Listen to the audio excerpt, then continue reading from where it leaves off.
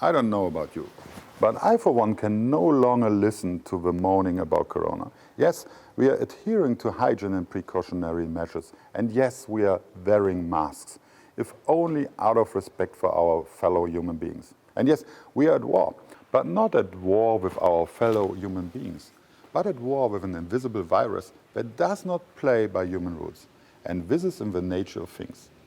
But this apocalyptic attitude, I don't know. So many people are suffering really, really bad.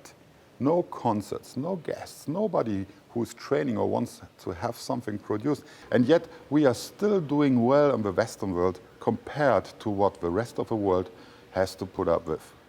Need an example? Okay, so 20 million people in the Philippines have lost their jobs and they are not receiving any help from anyone. The people there have been in total lockdown since March 2020. And we complain about little pieces of paper with elastic bands we have to pull over our faces. Well, congratulations. And so I'm even more annoyed by those who think that is all part of a conspiracy, a plan to change the social system, or even from aliens. People, you guys are just too much. What scavenger hunt did you get lost on? It makes my heart heavy. But what can you do? Bury your head in the sand? Give up? No, you have to accept the fact it is what it is. Even with a vaccine, COVID-19 will keep us busy for a long time. But I think we should also see the positive developments that are happening around us.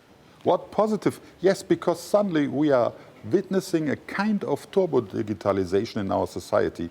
You can regard it as bad or not. In any case, I think it's remarkable how imaginative we are and how we are using the crisis to implement new communication methods such as web meetings and online communications. And you know what else strikes me? Genuine conversations from one person to another are becoming more and more valuable again.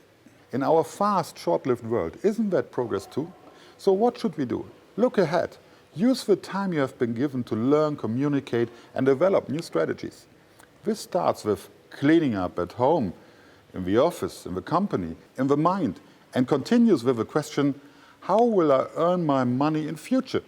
What will happen to my company? How can I develop my business? Including the topic, how can I, for a change, help someone who is suffering from a real problem? And no, I'm not talking about helping out the neighbor with some toilet paper. And so, I'm convinced that the consequences of this crisis will actually bring us as a society forward. Because ideas are always products of necessity. As an economist, Joseph Alois Schumpeter declared over 90 years ago, and he's absolutely right. Schumpeter, who experienced the effects of the Spanish flu, recognized that ideas are transforming into innovations during times of crisis because innovations that bring about creative destruction are the driving force behind surges in prosperity. And now you're probably asking yourself, why does Zipper make such a film, right? Because I believe that we humans can move much, much more. And I believe in people, even if sometimes I find it very difficult to look at Twitter and co. My request to you, it is what it is. You, like all of us, will survive this crisis. Until then, the only thing that matters is keep your distance, decency, respect, and bottoms up. There's no resting. There is so much to do. Good luck, yours, Bernd.